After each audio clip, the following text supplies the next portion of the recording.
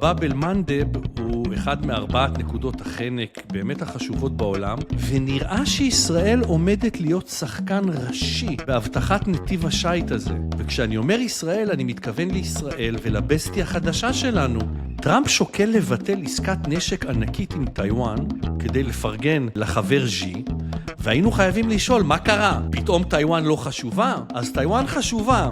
קבלו את טיואן החדשה. זה סוף העולם, סוגריים, כמו שאנחנו מכירים אותו, ככה בחר העורך. And I feel fine. אנחנו ממש חיים בהתעברות של הסייקל השלישי מאז קום המדינה, והפעם, I feel fine, כי אני חושב שישראל בסופר סייקל הזה, היא נכנסת אליו דווקא מעמדה מאוד מאוד חזקה. אז אתם יודעים, אנחנו בשולחן 4, אומרים לכם את מאחורי הקלעים של הגיאופוליטיקה, אני שמח להנגיש מאחורי הקלעים של הגיאוספורטוליטיקה, כי, אתה יודע, יש סיבה למה רונלדו עבר דווקא לאיטליה. במילים אחרות, ההחלטה לעבור ליובנטוס הייתה שווה לרונלדו אשכרה 35 מיליון יורו נטו לשנה. זיהוי הזדמנויות וחרבו דרבו על ההזדמנות. אנחנו מסתכלים על עולם חדש, זה לא יהיה אותו עולם. אהלן, יונתן, מה שלומך? ערב טוב, מקליטים ביום רביעי בערב. בגלל זה אנחנו עם תאורה מוזרה. מקליטים ביום רביעי בערב, כי הבן החצוף של יונתן אדירי החליט לעלות שלב בטורניר הטניס. כן. אי לכך ובהתאם לזאת, ליאם אדירי יתחרה ויתמודד מחר בחיפה, ויונתן אדירי, האב הגאה, יצפין כדי לתמוך בבנו, ולכן כולנו במערכת שולחן 4 הענפה, הכוללת את יוני המפיק ואפרת העורכת, הזזנו את הפעילות ליום רביעי בערב, שזה לא זמן רע בכלל. אני חושב שזה יהיה על הכיפק. בהצלחה לליאם מחר. תעדכן אותנו מה קורה. לגמרי, זה מחר, מחרתיים ובשבת. אז בואו נראה מה מצבנו. One day at a time. יופי, אני מאוד שמח. יונתן, עוד דבר שאני שמח עליו, באמת שאני חושב שיש לנו פרק בוננזה. אני מאוד אוהב את האייטמים שבחרנו, ואתה יודע, אני שמתי לב רק בדיעבד, שבכל האייטמים יש איזשהו קונספט של, אם זה לא הלך, מה האלטרנטיבה? זה די קונספט, שמת לב? אני לא חשבתי על זה בכלל, פתאום ראיתי, רגע, כל דבר זה, just in case, יש לנו אלטרנטיבה. אז אתם תוכלו, כן. It's an episode on redundancy, פרק על יתירות. כן, כן, אז תשימו לב, באחורי הראש שלכם לא התכוונו לזה, אבל יצא ככה שבעצם כל אייטם מדבר על, אתם יודעים מה, אם זה לא יעבוד, אז הנה מה שאנחנו עושים כדי לתקן את המצב, ואנחנו מדברים על פרק 56 של הפודקאסט האהוב שלנו, שולחן 4, הפודקאסט העוסק בעניינים ברומו של עולם, אני גילי בימן, איתי יונתן אדירי, איתנו המפיק והמנהל המסחרי שלנו, יוני פירסטנברג. אפרת לא איתנו, אני חושב שהיא בחזרה מוזיקלית, קיבלה פטור, הלכה לשיר. מדהים, אפרת בהצלחה. פרק 56, בזמן שאתם מאזינים לו, יהיה יום שישי, ה-22 במאי. וכרגלנו נדבר על מה נדבר השבוע, יונתן. אז אנחנו נפתח בסוג של עדכון, אבל יותר התפתחות מאוד מעניינת בים האדום. אנחנו מדברים פה הרבה על choke points ועל החשיבות שבשליטה על נתיבי סחר ימיים בעולם, וכידוע, באב אל-מנדב הוא אחד מארבעת נקודות החנק באמת החשובות בעולם, ונראה שישראל עומדת להיות שחקן ראשי בהבטחת נתיב השייט הזה. וכשאני אומר ישראל, אני מתכוון לישראל ולבסטי החדשה שלנו, איחוד האמירויות. כי נכון לשבוע שעבר, איחוד האמירויות אחרי ישראל היא המדינה השנייה שאיך נגיד בדרך להכיר בסומלילנד. אז לא נדבר יותר מדי, יונתן, על החשיבות האסטרטגית של סומלילנד למיצר ולהבטחה שלו, כי כבר עשינו את זה, אבל כן מאוד הייתי רוצה לדבר על הקשר האפשרי בין ההכרה הזאת לבין ההכרזה האמירתית על בניית צינור עוקף הורמוז, הפרישה האמירתית מאופק, והקשר ההולך ומתהדק בציר הישראלי, אמירתי ואולי גם אתיופי.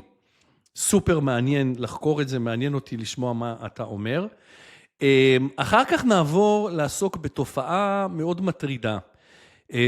אנחנו יודעים שהילודה מאז 2007 בעולם המערבי בצניחה, שלא לומר בהתרסקות. אנחנו יודעים שרמת הילודה קשורה בקשר הפוך לרמת המערביות של המדינה.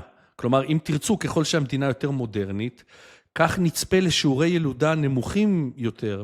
אבל לפני שבועיים, יונתן, בא פייננשל טיימס, ודופק לנו בפרצוף את מה שהרגשנו, אבל לא ידענו לתת לזה שם. קוראים לזה אייפון, והוא מחרב את האוכלוסייה המערבית. נדבר על איך ומה אם בכלל אפשר לעשות בנידון. ואם כבר משבר ילודה באירופה, בוא נדבר על איטליה, שנותנת משמעות חדשה למשפט, אם החיים מגרילים לך לימונים, תעשה לימונדה. אז האיטלקים וג'ורג'יאנה מלוני, הם בקטע של אם החיים מגרילים לך מחסור בילדים, תהפוך למדינה של עשירים. נדבר על קריסטיאנו רונלדו, האיש שנתן למלוני את הרעיון, וקיר סטארמר וחבריו הבריטים שנתנו למלוני את ההזדמנות, להפוך את איטליה לגן עדן לעשירים. האם מה שעבד לשוויץ ומונקו יכול לעבוד גם לאיטליה? ונסיים באייטם מעניין שעלה לנו אחרי מפגש טראמפ-ז'י. טראמפ שוקל לבטל עסקת נשק ענקית עם טיואן, כדי לפרגן לחבר ז'י, והיינו חייבים לשאול, מה קרה? פתאום טיואן לא חשובה? אז טיואן חשובה, אבל לכמה זמן?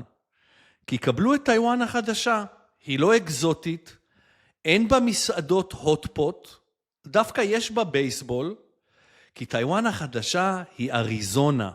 נדבר על מה שהולך שם בפיניקס, שעד לא מזמן הייתה מושבת זקנים מנומנמת, עם הכי הרבה מגרשי גולף לנפש בעולם. אבל היה לה את צ'ארלס ברקלי, גילי. היה לה את צ'ארלס ברקלי לפרק זמן קצר, ואני אומר, לא, לא, לא, פיניקס, עיר של צ'יפים, מאנווידיה ועד אינטל, Welcome to Arizona. אבל יונתן, לפני זה, וכהרגלנו, אנחנו אוהבים להתעדכן איתך קצת, keep us up to speed לגבי השבוע האחרון, טראמפ חזר, טופי מלחמה, קולות מלחמה, אני לא יודע, אנשים כבר מתחילים לשאול לטוס, לא לטוס, הייתי מאוד שמח לשמוע, זה איזשהו הרגל שפיתחנו בזמן האחרון, לקבל ממך קצת עדכון what's going on. זה יהיה קצר. איך אתה רואה את זה? זה יהיה קצר, כי אני חושב שהפרק די תופס חלקים גדולים ממה שבאמת קורה. נכון. זה פרק מאוד אקטואלי. נכון. אספר לך איזה משהו, ביקשו ממני לפני כמה ימים לכתוב טור על המצב, למוסף שבועות של ידיעות אחרונות, שיוצא מחר. כתבתי, ואז אמרו לי, תכתוב עוד, כתבתי איזה 700 מילה, אמרו לי, תכתוב, זה אינסייטים טובים, תעמיק, התוכן הזה מעניין את הקוראים, שזה גם אגב חוויה מעניינת, שעיתון מיינסטרים, אתה יודע, לוקח תכנים כמו שאנחנו עושים, כאילו נותן להם עומק, נותן להם את המקום שלהם. החזירו לי היום את הטקסט עם הכותרת הזאת, תסתכל, אני לא יודע אם אתה יכול לראות. תסתכל, אתה רואה?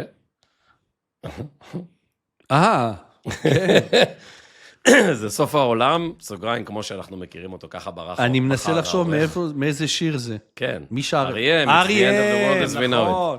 כן. And I feel fine. בדיוק. אז אני באמת די feel fine. אני חושב שאנחנו בעוד שבוע ועוד שבוע, אם תסכום את כל הפרקים שלנו, אתה ממש מזהה את הנקודות שמראות שאנחנו בסופר סייקל אנושי, כל 30-40 שנה. ואם בסופר סייקל הראשון, 45-6-7, אתה יודע, אחרי מלחמת העולם השנייה, ישראל הייתה קטנה ונלחמה ממש על ההישרדות שלה, כן? היא לא שיחקה בסופר סייקל הזה, בן גוריון הבין אותו וככה תמרן את הסופר סייקל, אבל לא השפיע עליו. הסופר סייקל השני, כשנכנס לבמה רייגן וטאצ'ר ודנג, ישראל בהיפר-אינפלציה, לא קרובה בכלל לשחק. ופעם ראשונה בהיסטוריה של הריבונות היהודית פה בארץ ישראל, שמתחיל סופר סייקל חדש, זה מאוד ברור, דיברת על טראמפ ושי, נדבר על זה תכף בפרק, והפעם לישראל יש כסף, משאבים, טכנולוגיה, צבא, והיא אחרי קמפיין, ולכן גם סומלילנדי בהקשר הזה, אז אני פחות אסביר דברים על השבוע הקודם, אלא רק לתת איזה ראפר, איזה מסגור, שאנחנו ממש חיים בהתעברות של הסייקל השלישי מאז קום המדינה, והפעם, באמת באמת אנחנו חזקים, ואני חושב שהאירועים שהיו בפסגת שי וטראמפ, הם מאוד מאוד מעניינים, אבל הקצה שלהם היה בעיני הדבר הכי מרתק, זה הרעיון שהוא נתן לפוקס ניוז, שהוא אמר שם, והאמת גילי, אתה עלית על זה בזמן, כשסיימנו את השיחה על טיואן פעם שעברה, אמרת, העסקה הזאת היא לא מסתדרת לי. בשביל האמריקאים למכור עסקת נשק של 14 מיליארד דולר לטיואן, זה כאילו, זה ומלאקה ויפן, משהו, זה יותר מדי לחץ על הסינים, אז נראה לי שצדקת, כי ברעיון הזה שאלו אותו, טוב, ומה יהיה עם העסקת נשק? והוא פשוט אמר, אני עוד צריך להחליט לגבי זה. וזה רמז, כאילו, מעניין, לא בטוח שהוא, אתה יודע, הוא גם אומר דברים על מדינות אחרות שתלויות באמריקאים. אבל כן. זה שבוע שסיפק לנו עוד המון המון עדויות, לסוף של הסופר סייקל, לקצה של הסופר סייקל הקודם, ולזה שאנחנו ממש בעיצומו של הסופר סייקל, וכמו שאמרת בשיר, I feel fine, כי אני חושב שישראל בסופר סייקל הזה, היא נכנסת אליו דווקא מעמדה מאוד מאוד חזקה. אז תלוי מה אנחנו נעשה, אבל אנחנו נכנסים אליו מעמדה... כן, אני חושב שנחמד גם שאתה מפרסם את זה בידיעות אחרונות, כדי שזה יגיע להרבה אנשים, ואני חושב שאם יש דבר שמגיע לישראלים, זה קצת to feel fine. עוד דבר שאמרת פעם שבוע שעבר, שתראה אותו מקבל צורה, התעסקנו בזה, העמקת בזה. עכשיו, לפני איזה חצי שעה, אינטואיט הודיע שהיא מפטרת 17% מהעובדים. מטה, היום בבוקר, באבא בבוקר, הודיע, כולל פיטורים בישראל. הסייקל הזה של הפיטורים שדיברנו עליו, ש-AI wash, לא AI wash, כל המושגים שדיברת עליהם בפרקים הקודמים, זה גם כן מתחיל לקבל צורה. וזה נראה לי אירוע אמת, זה לא איזה AI wash, קורה פה משהו מאוד מאוד משמעותי. אני גם חושב. טוב, על זה אנחנו בטח נעקוב. יאללה. אז חברים, הפודקאסט שולחן 4 מוגש לכם באדיבות אקוסאפ. אקוסאפ מאמינה במערכת בריאות חכמה, מבוססת מידע, מדויקת ויעילה. והיו כבר כמה מוצרים שדיברנו עליהם בעבר, ושציינו בדרך אגב, שהם מתאימים גם לצמחונים. וגם אמרנו בפרק שדיברנו על אומגה 3, שכנראה שהתוסף הזה של אקוסאפ כדאי ומתאים לצמחונים. אז אם בצמחונים עסקינן, הגיע הזמן לדבר על המלך B12 אולטרה. ויטמין B12 חיוני לתפקוד הכללי של הגוף. אבל הרמות שלו בגוף יורדות ככל שמתבגרים, ומחסור בוויטמין הזה עלול להשפיע על רמות האנרגיות שלנו, והתפקוד הכללי של מערכת העצבים. ה-B12 יוצר מיאלין, שהיא שכבת בידוד של תאי עצב. הוא עוזר לייצר תאי דם אדומים, והוא אחד הוויטמינים החשובים בגופנו. אממה, ניתן לקבל אותו רק מן החי. אז צמחונים טבעוניים, להתעורר בבקשה. לטבעונים יש סיכוי של קרוב ל-100%, שתוך 7 שנים יהיה לכם חסר ויטמין B12 בגוף. צמחונים, הסיכון הוא של 50%, זה תלוי מן הסתם בכמות החלב והביצים שאתם אוכלים.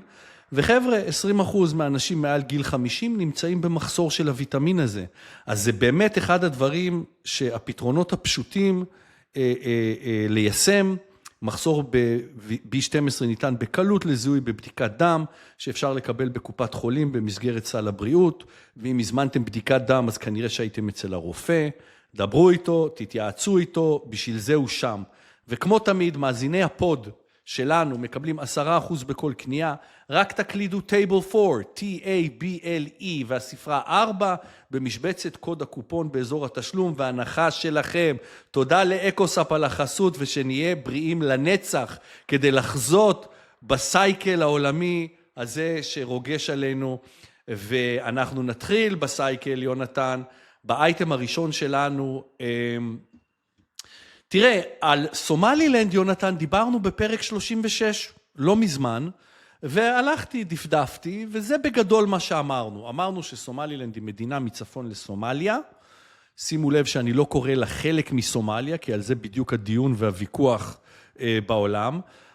חופה הצפוני והמאוד ארוך הוא בעצם האגן הדרומי של מפרץ עדן, כדי למקם אתכם במפה, והוא שולט אסטרטגית על כל הכניסה לים האדום.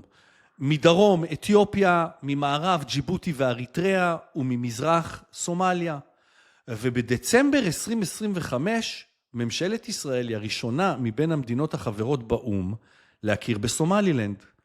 ראש הממשלה, שר החוץ ונשיא סומלילנד, דוקטור עבדי רחמן מוחמד עבד הלאלי, חתמו על הכרזה הדדית של הכרה וכינון יחסים דיפלומטיים. ישראל רואה את ההסכם הזה בעצם כהצטרפות מדינה חדשה להסכמי אברהם, ויונתן, לפני שאני מעביר אליך, אני מזכיר לך, אני לא יודע מה איתך, אבל זכורני שבפרק דיברנו על זה שההכרה הזאת, תקפנו את זה מהמקום שזה, אם אתה זוכר, סוג של אצבע בעין לארדואן, שמשקיע הרבה כסף בהקמת בסיס טורקי בסומליה, ואימון הצבא שלה, ואני לא חושב שהבנתי לעומק את התוכנית הישראלית וההשלכות שלה, ואני מעז לומר שכיום אני חושב שאני מבין שהתוכנית הזאת לקחה בחשבון עוד בדצמבר, שנה שעברה את המתקפה על איראן? מה אתה אומר? כן, אז בוא נשים רגע, זה הולך ונהיה יותר ויותר משמעותי האירוע הזה, לכן אנחנו חוזרים אליו. אין לנו נטייה בפוד לחזור על אותו נושא פעמיים, אנחנו עכשיו נותנים כאן זווית אחרת, אבל אני חושב שאתה מדייק בדבר אחד מאוד משמעותי, ככל שהורמוז תהיה פחות חשובה, זאת אומרת, ככל שיהיו יותר חלופות להורמוז, העוצמות של פתיחת המיצרים בבאב אל-מנדב וסואז יהיו יותר משמעותיים. למה? כי אם אתה יודע להוציא את הנפט במקום דרך הורמוז, ביאנבו, בים האדום, אוקיי? אז פתאום החות'ים מאיימים, הם יכולים לייצר באב אל-מנדב בהורמוז, והפוך, כן? זאת אומרת, כל שאתה פחות תלוי בהורמוז, בהגדרה אתה תהיה יותר תלוי בים האדום. קוראים בים האדום שני תהליכים משמעותיים, אחד זה התלות הגוברת הזו, והשני זה עוד מעט משלימים המצרים, את הנתיב השני לכל האורך, בתעלת סואץ, היא הופכת להיות דו-סטרית לכל האורך. כלומר, כשאתה רגע חושב על הסחר הגלובלי, ככל שתלויים פחות בהורמוז, וזה כנראה גם קשור לתובנות של תקיפה באיראן, והאם זה יסתיים ואיך זה יסתיים וכן הלאה, אז סומלילנד, ג'יבוטי, אריתריאה וסומליה, נהיות יותר ויותר משמעותיות. זה דבר אחד מאוד מאוד חשוב. שתיים, יש מאמץ, או אפילו עכשיו קצת גלוי, לייצר, סליחה, הכרה אמריקאית גם, בסומלילנד, וזה מאוד מאוד משמעותי. עכשיו, הסיבה שהסעודים תקעו סכין בגב לאמירתים, כן? הסיבה שכולם בלחץ, הטורקים, המצרים, היא שהיכולת בעצם של מדינה לקבל עצמאות מתוך שטח שמוכר כגבול בינלאומי, זה השטח של סומליה, זה דבר שמטריד את כולם שם, כי בסוף, גילי, כמו שכבר דיברנו פה, מה זה אנשים שם? בדיוק, קורדים anyone, תימנים מסוג אחר, יש כמה סוגים של תימנים, כמה שבטים, מה שאנחנו רואים שקורה בסודן, לפני כמה שבועות התפרסם שטורקיה לא רק מקימה את בסיס השיגור לחלל בסומליה, לא רק שהיא הביאה את אוניית קידוחי נפט שלה, גם על זה דיברנו, אז זה כבר קורה, גילי. נכון. זה כבר ממש קודחים ובודקים בבלוק. היא גם בנתה בסיס בדרום מצרים, כדי לתמוך בסודנים, שיחזיקו את סודן, מה שנקרא, מדינה אחת. אז כולם מפחדים מסומלילנד והאמריקאים, לכן נורא נורא נזהרים מההכרה הזאת, אבל אני חושב שהמהלך הבא יהיה הכרה אמריקאית, ואם תהיה טד קרוז, הסנטור, הוא הלוביסט הגדול של האירוע הזה בגבעה בארצות הברית, זה כבר יהיה מהלך משמעותי. לאמריקאים יש בסיס בג'יבוטי, קצת צפונית, בסיס ענק, אפריקום, כל הדינמיקה שקשורה בבאב אל-מנדב, יושבת בג'יבוטי, אגב, מרחק 10 מייל מהם, בג'יבוטי יש בסיס סיני, זו המדינה היחידה בעולם שיש בה בסיס אמריקאי ובסיס סיני, הצרפתים יושבים בין ג'יבוטי לאריתריאה, כלומר, קרן אפריקה היא אזור מאוד מאוד משמעותי, אבל ככל שיוצרים חלופות להורמוז, היא נהיית יותר ויותר משמעותית, ואני חושב שגם בכלל, כתפיסה, העולם מבין, מלאקה, הורמוז, סואז, באב אל-מנדב ופנמה, אלה נקודות מאוד משמעותיות, ואני חושב שבטרם השני של הנשיא טראמפ, זאת אומרת, אחרי המיד-טרמס, אנחנו נחזור ונראה אותו מדבר על גרינלנד שוב. כי גם שם הולך להיות שוק פוינט מאוד משמעותי. אז יונתן, תן לי לתת לך איזה טיימליין כמו שאני רואה אותו. תראה, הנה מה שאנחנו יודעים. אני חוזר לעניין הזה של התוכנית של איראן והמתקפה. בדצמבר 2025 ישראל מכירה בסומלילנד. חודש אחר כך, שימו לב, האמירויות חוסמות אזרחים סומלים במערכת האי-ויזה שלהם. כלומר, אין יותר ויזות לאמירויות. בתגובה, סומליה מנתקת יחסים דיפלומטיים עם האמירויות. בסוף פברואר פורצת המלחמה, שהגה תארי. ובסוף אפריל, האמירויות מודיעה שהיא פורשת מאופק, ומעכשיו תמכור נפט כמה שבא לה. ב-15 במאי, סוגר מעגל, בדיוק לפני שבוע, חאלד אבן מוחמד בן זאיד, הבן של MBZ, שליט האמירויות, מורה להכפיל את הקיבולת של צינור הנפט בפוג'רה, שהוא הצינור שעוקף את מיצרי הורמוז, חבר'ה תהיו איתי, ובו לא נשכח שבמרץ השנה רחפנים חות'ים תוקפים את פוג'רה. איראנים? כן, אף אחד איראנים. לא חות'ים. לא, לדעתי זה היה דווקא המתקפה החות'ית, אוקיי. לא? לא מכיר. אבל היי, מה ההבדל בין איראנים לחות'ים? כן, זה בהקשר הזה, 100%. זה הבסיס הקדמי של איראן. 100%. אבל תוך כדי, שימו לב, שהחות'ים תוקפים בפוג'רה, על פי דיווחים של בלומברג, מרץ, באותו זמן בדיוק, משלחת ביטחונית ישראלית, נשלחת לסומלילנד, לסרוק את קו החוף, בחיפוש אחר אתר ימי ואווירי, באזור ברברה, שהיא עיר הנמל המרכזית באזור הסהל הסומלילנדי, ולא תאמינו חברים, הפלא ופלא, וממש לא במקרה, ברברה היא גם התחנה הסופית של פרויקט מסדרון ברברה, הלא הוא הכביש בין 234 קילומטרים שהולך לצאת מאתיופיה, לעבור בסומלילנד, ולתת לאתיופים מוצא לים. ושלום לך, רג'יפ ארדואן, יא טמבל, קבל שחמט ישראלי, סומלילנדי, אתיופי, אמירתי, ושיהיה לך בהצלחה בסומליה. אבל יונתן, לפני זה, אם אפשר, רק עוד כמה מילים על ברברה, ולמה זה האתר הנבחר, וזה גם משהו שאני מתבייש, לא ידעתי. ובכן, בשנת 2016, איחוד האמירויות חוכרת את הנמל הזה, את ברברה, ל-30 שנה, עם אופציה ל10 שנים נוספות, תמורת $440 מיליון. ב-2018 אתיופיה מצטרפת לעסקה ונכנסת ב-19%. ואני לא ידעתי שהאמירויות כבר מזמן עושים מהלכים לגוון את מקורות ההכנסה שלהם, וכמו שסין קונה נמלים ברחבי העולם ומפעילה אותם, גם האמירתים קונים נמלים כדי להפוך למפעיל לוגיסטי פן ערבי, אני לא ידעתי. דיברנו לפני כמה שבועות, DP World, כן. אתה ידעת. דיברנו, יונתן, לפני כמה שבועות על ההשקעה בשדות הגז של טאג'יקיסטן, על צינור הנפט מתחת לים השחור. אז חבר'ה, לאיחוד האמירויות יש 80 נמלים ברחבי העולם, והם בעצם שחקני ענק בתחום הלוגיסטיקה. לא פחות מ10% מהסחר הימי העולמי עובר דרך נמלי האמירויות. ואם אתה רוצה עוד אנקדוטה חמודה, בעיר ברברה יש את אחד ממסלולי ההמראה הארוכים באפריקה. 4.1 קילומטר של מסלול. ואתם בטח שואלים, למה יש מסלול המראה של 4.1 קילומטר בברברה, בסהל של סומלילנד? כי הסובייטים בנו אותו בשנות ה-70 כדי לשלוט באזור. אתם בטח שואלים, מה, המסלול הזה נשאר משנות ה-70? אז בשנות ה-80 נאסא, סוכנות החלל האמריקאית, שכרה אותו ב$40 מיליון לשנה, כמסלול חירום לנחיתת מעבורות החלל. ואולי יונתן, עוד מעט מטוסי F-35 של חיל האוויר גם ינחתו שם? אז ככה, כמה דברים אני חושב. קודם כל, גם את ברברה, את נמל המים העמוקים בנו הסובייטים, זה חלק מאותו פרויקט.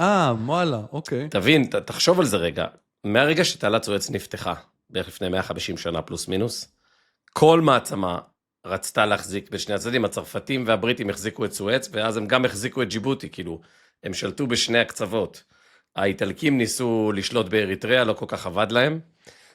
השם אריתריאה, אגב, בעולם הקודם שלי, ב-Healthy.io, התעסקנו במחלות אור, ו-AI שיודע לזהות פצעי לחץ וכן הלאה, בעולם המקצועי הרפואי זה נקרא אריתמה, שאדם אדום, שהפצע אדום מאוד, כי זה השם, אדום, יש שם חול מאוד אדום, אז השם של אריתריאה נגזר גם מזה, כל המעצמות היו שם באזור הזה.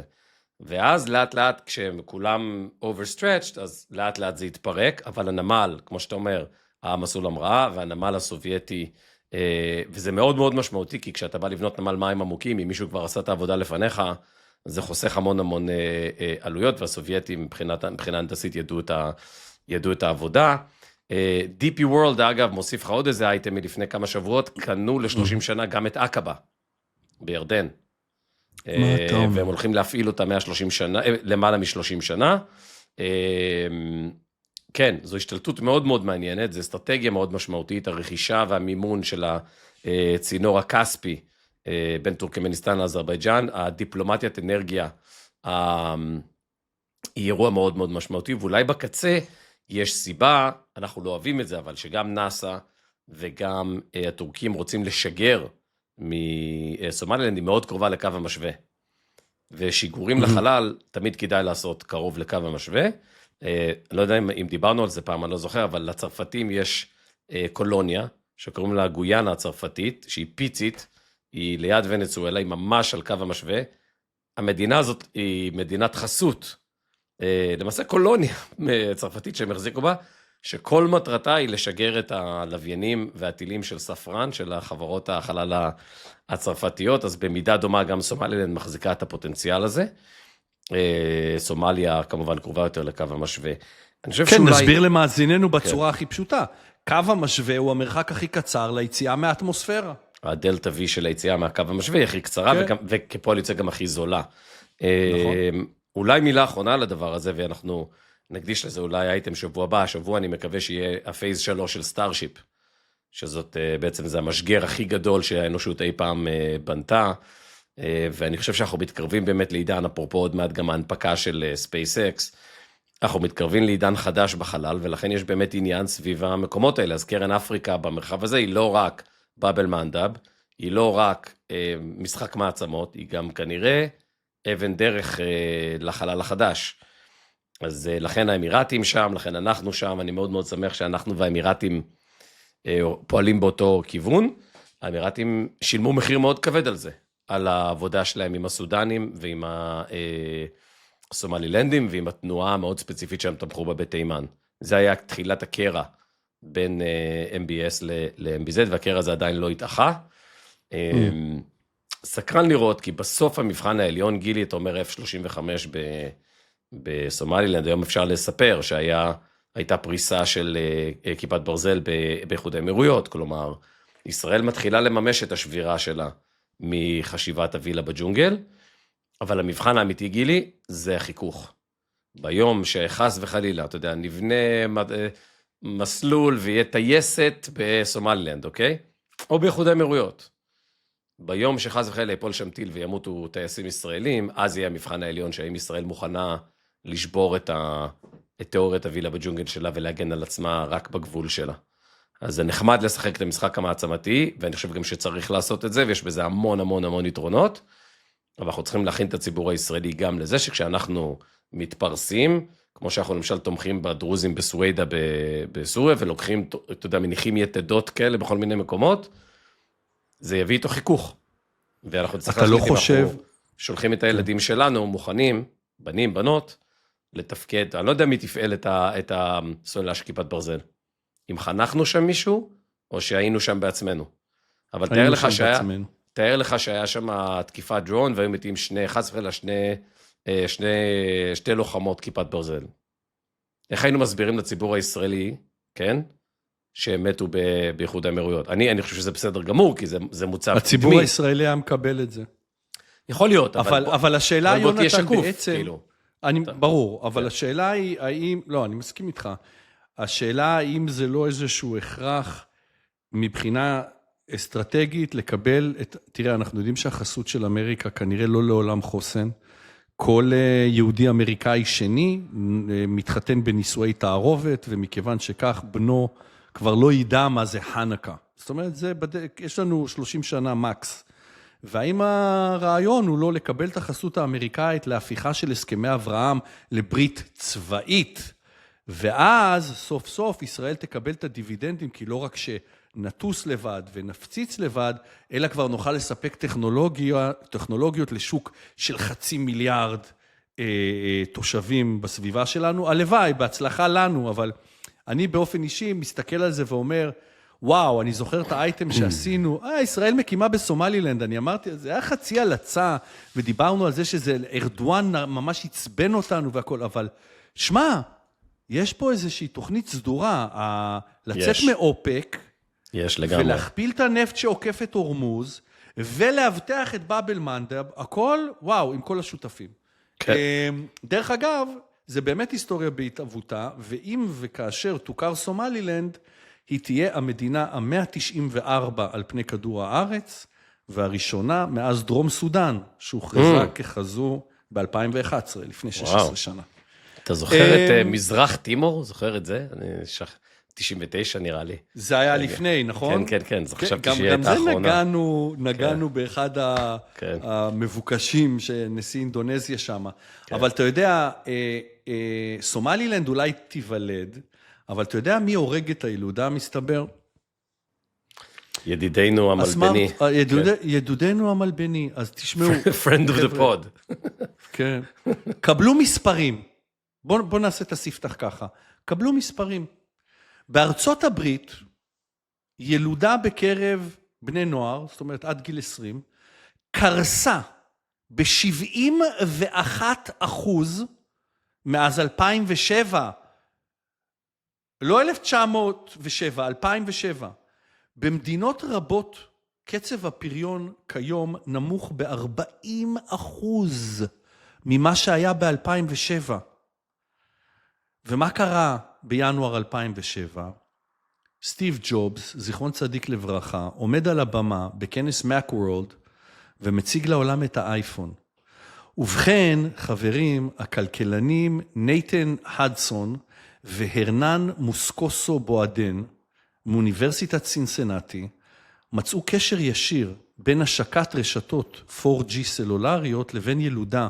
חד משמעית, באזורים שקיבלו אינטרנט מוקדם יותר, הילודה ירדה מהר יותר. ואני חושב שזה פוגש את כולנו במקום של, מעניין, אבל אני לא מופתע. אז בואו נפרק את זה שנייה, כי אם נתעכב טיפה על המחקר שנעשה, יפה, חכם מאוד. הם הצליחו לבודד את האייפון בתור מחולל הבעיה, כי לקח זמן לאזורים שונים לפרוס את רשתות ה-4G, שיאפשרו את השימוש בטלפונים חכמים. אז ארצות הברית, אוסטרליה ובריטניה קיבלו את האייפון ב-2007, צרפת ופולין למשל, 2009, גאנה, ניגריה וסנגל רק ב-2014, וראה איזה פלא, שיעור הילודה מתחיל לצנוח במקביל להתקנת רשתות ה-4G. יונתן, אם אתה רוצה את התגובה שלך הראשונית לדבר הזה, אני אשמח. כן, אז קראתי אתה יודע שהמתנה שאני קודל לעצמי ביום הולדת כל שנה, זה חידוש מנוי ב-FT, ב-Financial Times. זה עיתון באמת מדהים, קראתי את הביג ריד הזה על הילודה, ואמרתי, תשמע, אני מתעסק בילודה הרבה שנים, ותמיד שומע טיעון כלכלי. וזה אף פעם לא עובד, כי האיטלקים ניסו לתת 400 יורו למשפחה, וזה לא עבד להם, ועכשיו ההונגרים עושים את זה, הפולנים נותנים פטור ממס הכנסה לתקופה מאוד מאוד ארוכה, למי שיש לו יותר משני ילדים, כל מיני כאלו. ואז כשקראתי את המחקר הזה, חזרתי לספר שדיברנו עליו כאן, של סקוט גלווי. זוכר שדיברנו על זה שהספר הזה יצא, בטח. Notes on being a man. וגלווי מדבר על זה כבר הרבה זמן, שהסיבה שהוא לפחות חושב, וזה מאוד מתחבר למה שאתה מתאר עכשיו, זה שהנערים, בעיקר הגברים אגב, שדברים שקשורים להשכלה ולפתיחות וליכולת, אגב, תנועת ה-MeToo אומר שהתיקון שם היה מאוד אגרסיבי, וגברים נכנסו לאיזה סטרס של איך אני אמור לגשת לנושא, וכן הלאה, הוא מתאר את זה מאוד יפה בספר. איבדנו את הכלים החברתיים בעצם, ואני חזרתי לספר היום, לפני הפרק, אני סימנתי לעצמי פה, תראה, בעמוד 139, הוא מתאר, enemies of young men, addictions, הוא מתאר כל מיני addictions, ואז לא שמתי לב לזה כשקראתי, והיום בגלל זה, תסתכל על זה. אתה רואה את הגרף? כן. Adolescent addiction, 2022 כן. US, 24% סושיאל מדיה, 8.5% אלכוהול. ובעצם מה שהוא טוען, select comparisons of suicide rates, men 3.5, פי 3.8 משאר הקטגוריות. כן? adolescent man. מגפת התאבדות, הסושיאל מדיה, הטלפון. מה שהוא מתאר שם גם, זה שאנשים לא שותים אלכוהול, זה לא טוב.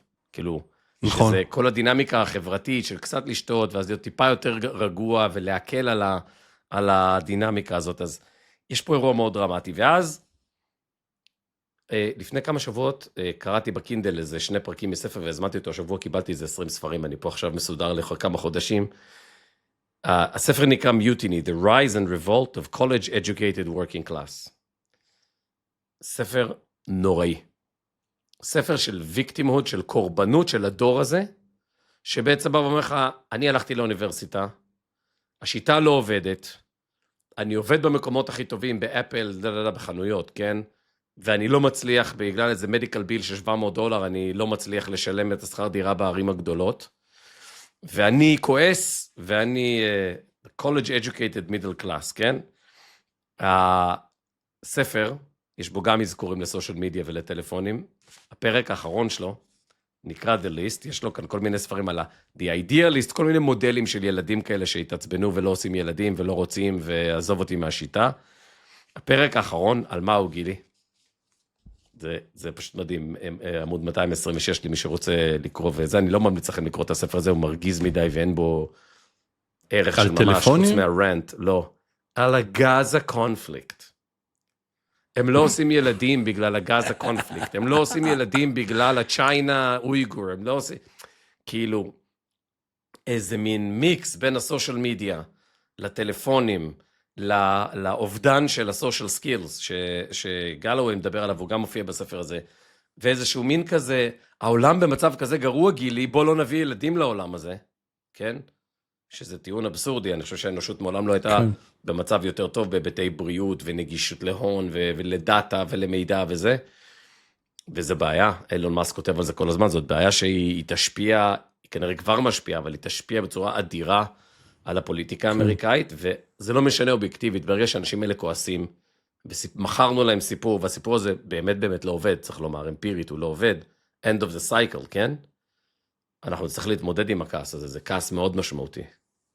אז אני רוצה לתת איזה אישור קו למאזינים שלנו, שאולי לא עקבו איתנו בפודקאסטים קודמים, אנחנו מדברים על, בעצם זה בא לידי ביטוי במה שנקרא שיעור ההחלפה, ושיעור החלפה של שיווי משקל הוא 2.1.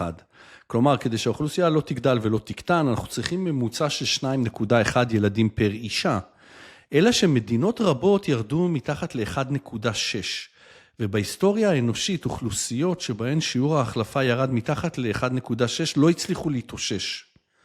ואני רק רוצה להזכיר לכם, אנחנו לא בסביבה של 1.6, דרום קוריאה 0.72 ילדים לאמא, הונג קונג 0.75, סינגפור 0.95, טיואן 1.0, לא ברור למה סין צריכה לכבוש אותה, עוד מעט לא יישאר שם כלום, אבל אני רק רוצה שתבינו, שיעור החלפה של 1.0 אומר בפשטות שבכל דור האוכלוסייה שלכם תחתך בחצי.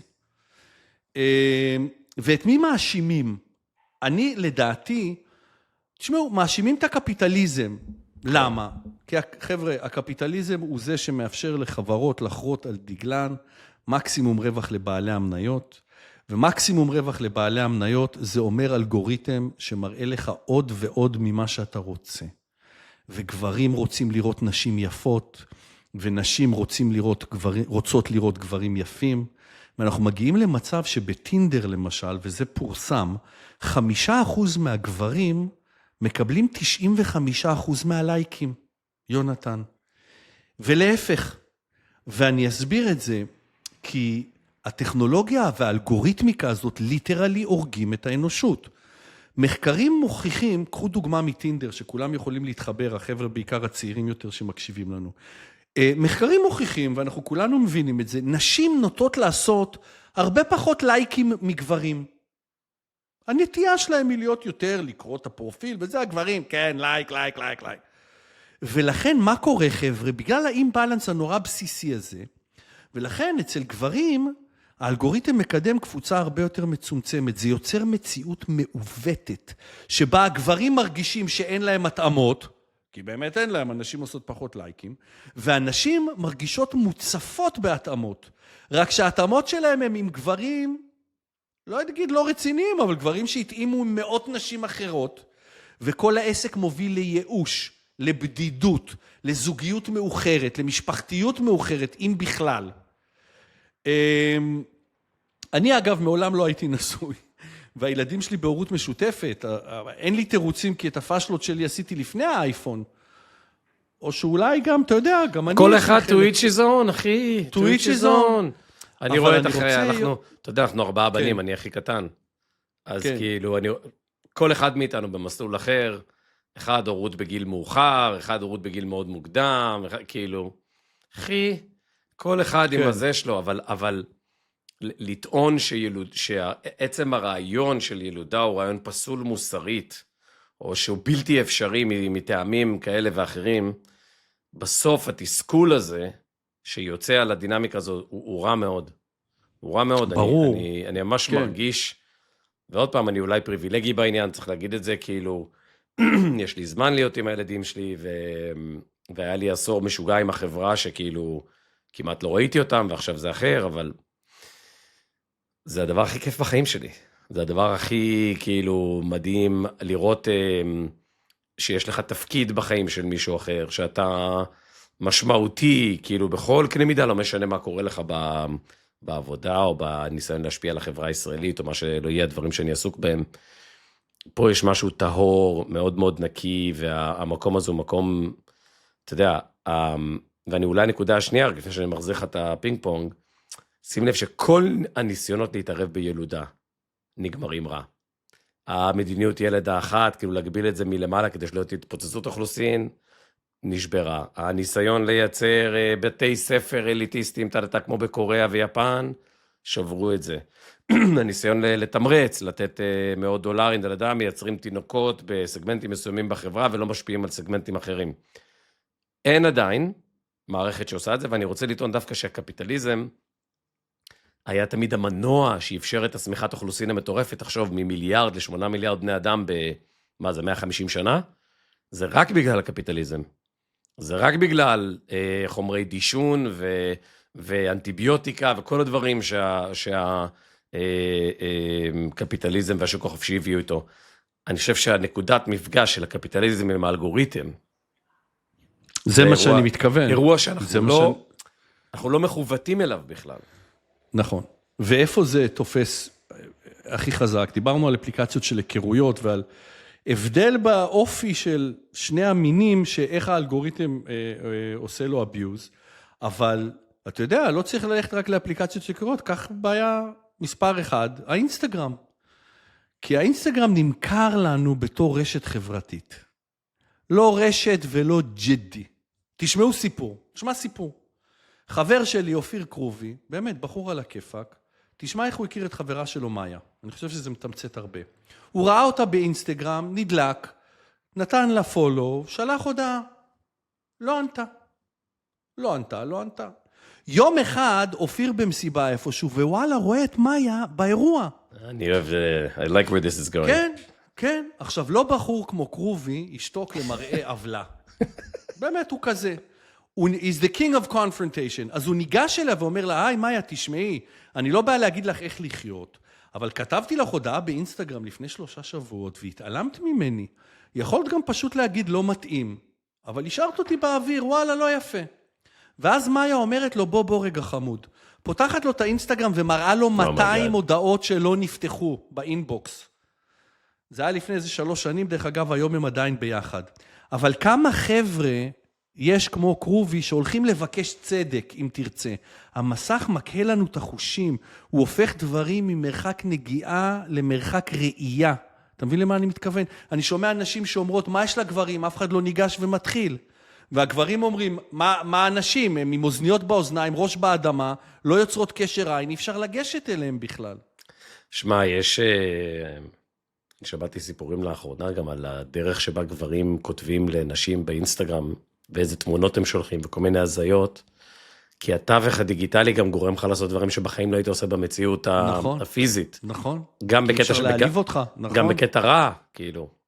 ותשמע, באמת זה עולם מאוד מורכב, אני חושב שזה אתגר של הילדים שלנו, זה אתגר. כשסיימתי לקרוא את הספר הזה של גלווי, אמרתי, הבן אדם כתב ספר בגדול לילדים שלו. אתה מבין? הוא כאילו מה צריך, פעם לא הייתי צריך לספר, אף אחד לא לימד אותי את מה שאני כותב בספר הזה, כי יכולתי להתנסות.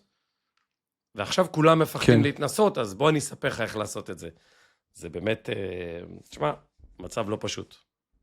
תראה, אני אגיד לכם מהחוויה האישית שלי, כי אני מרגיש שאולי זה יהיה נכון לדברר את זה, יש לנו קהל שהוא גם יותר צעיר, אז תראו, אני ממליץ לכל אחד לנסות לייצר חוקים קטנים, לפי המצב האובייקטיבי שהוא נמצא בו, שנועדו לנהל את המסך הקטן הזה, ולכבד את העוצמה שלו, כי הדבר הזה זה 200 גרם של טכנולוגיה אלוהית וסתנית, ארוזים יחד. אנחנו חייבים להיות הבוס של זה. לי למשל, בגלל או בזכות שולחן 4 יש אינסטגרם, אבל אצלי הוא על טלפון ישן, שנמצא אצלי בבית ומחובר לווי-פיי. אני לא לוקח רשתות חברתיות או יוטיוב איתי כשאני יוצא מהבית. אני מבין שאצל צעירים האינסטגרם הוא יותר מרכזי בחיים, אבל הניסיונות הקטנים האלה, לעשות קצת ספייס ביניכם לבין האפליקציה, ובהתחלה לא למראית עין של שליטה, למשל, חבר'ה, הדבר הכי בסיסי, ואני לא הראשון שאומר את זה, שזה לא יהיה השעון מעורר שלכם, בחייתכם. שימו את הטלפון בחדר אחר, תשתדלו 9:30 בערב להפסיק איתו, ולא שעון מעורר, תקנו שעון מעורר ב2 שקל, שזה יהיה השעון מעורר שלכם, לפחות תתעוררו בבוקר, לא ישר לתוך הדבר הזה, זאת ההמלצה, כל אחד יכול לכתוב לנו, לספר לנו מה הוא עושה, אני חושב שנורא חשוב, קודם כל שנייצר מודעות, הדבר הנפלא הזה, טכנולוגיה הזאת בתוך הטלפון הקטן הזה, חבר'ה, לפני 50 שנה הטיסה חללית לירח, פחות כוח מחשוב היה לנאסא, ממה שיש לכם בכיס עכשיו, אז בואו נכבד את הדבר הזה, ואפרופו אינסטגרם, אתה יודע למי שהכי הרבה עוקבים באינסטגרם, בעולם? אתה לא יודע? כבר נתת רמז בהתחלה. אתה חריף אתה. קריסטיאנו. קריסטיאנו רונלדו, איזה כיף לפתוח אייטם עם קריסטיאנו רונלדו, האגדה. כן. חבר'ה, שעת סיפור, תשמעו, מעשה שהיה, כך היה, יונתן. וואו, אני מקווה אתה יודע? טוב, אתה תשמע. מעשה שהיה, כך היה. השנה 2018, קריסטיאנו רונלדו, הכוכב של ריאל מדריד, זכה בכל מה שאפשר לזכות, וכולם חושבים שהוא רוצה לשנות אווירה ולעבור קבוצה. אבל זה ממש לא היה המצב. לפי החוק בספרד, שאגב נקרא חוק בקהאם, לא בכדי, תושבים חדשים בספרד משלמים מס שטוח של 24% לשנה, למשך 6 שנים בדיוק, כי אחרי זה הם כבר לא תושבים חדשים. ורונלדו, חבר'ה, ב-2018 בדיוק משלים 6 שנים של תושבות בספרד. אז לפני שהמס קופץ לו מ-24 ל-54%, לרונלדו יש 4 אופציות. הליגה הגרמנית, הליגה האנגלית, הליגה הצרפתית או הליגה האיטלקית. אז בפרמייר ליג באנגליה, שכר שחקנים חייב ב-45% מס הכנסה, השכר של רונלדו אגב 30 מיליון יורו, אבל מלבד ה-30 מיליון יורו, רונלדו מרוויח עוד 62 מיליון יורו מחוזי פרסום גלובליים, ולפי החוק האנגלי, לא ניכנס לזה, חלק מזה חייב במס, יש את הנונדום, נדבר עליו, חלק חייב במס. בגרמניה, לעומת זאת, כמו בגרמניה, אין הנחות ואין צ'וקומוקו, 45% על כל ההכנסות. על צרפת, יונתן, אני לא רוצה לדבר בכלל. 45% מס הכנסה ועוד 22% ביטוח לאומי. כן, 2/3 מהכסף. ברור. היית מאמין, יונתן? אני מאמין שבהקשר הצרפתי היית מאמין. יחס מס תוצר בצרפת 50%. 50% מהתוצר הוא מס הכי גבוה ב-OECD. תחשוב, חצי מהכלכלה, מיסים ורווחה. זה מספר באמת באמת בלתי נתפס. אגב, זאת גם אחת הסיבות המרכזיות לזה שהם תקועים. לשנה שעברה, כן. הנתון הפיסקלי הכי הזוי, שהפנסיה הממוצעת, שאגב היא משולמת כמו פנסיה תקציבית באיזשהו מובן, זה לא כזה שאתה חוסך כל שנה. נכון, הם לא חוסכים את זה. היא יותר גבוהה מהשכר הממוצע. אתה מבין? ובוא לא נשכח שהצרפתים הם גם תרבות רובספיירית, מהפכה צרפתית של הרחובות, של לשרוף את הפחים, לקחת את הילד על הכתפיים ולהראות לו איך נראית מהפכה. אז תוסיף לזה, אי אפשר לשנות שום דבר. אבל בוא נחזור לרונלדו, ואז הסוכן של קריסטיאנו מעדכן אותו שבאיטליה יש חוק, שבאותו זמן היה חוק בן שנה, שנקרא חוק המס השטוח. ועיקרו, חבר'ה שימו לב, עכשיו אנחנו מתכנסים בעצם לאייטם, אם עברת לאיטליה ולא היית תושב המדינה ב9 מתוך 10 השנים האחרונות, אתה יכול לבחור לשלם סכום של 100,000 יורו בשנה, סכום עגול, שטוח, ולא צריך לדווח או לשלם מס על הכנסות שהופקו מחוץ לאיטליה. כלומר, רונלדו מרוויח 92 מיליון יורו בשנה, באנגליה ישלם 41 מיליון, בגרמניה 43 מיליון, בצרפת 55 מיליון, ובאיטליה 43% אומנם על ה-30 מיליון, אבל רק עוד 100,000, שהפכו בינתיים ל-300,000, מס שטוח על 62 מיליון. במילים אחרות, ההחלטה לעבור ליובנטוס הייתה שווה לרונלדו אשכרה 35 מיליון יורו נטו לשנה. אז אתם יודעים, אנחנו בשולחן 4, אומרים לכם את מאחורי הקלעים של הגיאופוליטיקה, אני שמח להנגיש מאחורי הקלעים של הגיאוספורטוליטיקה, כי אתה יודע, יש סיבה למה רונלדו עבר דווקא לאיטליה. אבל למה אני מספר את כל הסיפור הזה? כי כשאיטליה גובה מס סמלי, מס שטוח על הכנסות מחול, היא בעצם ממצבת את עצמה, יונתן, מדינית, כמפלט למיליארדרים של אירופה. והמיליארדרים של אירופה באמת צריכים מפלט.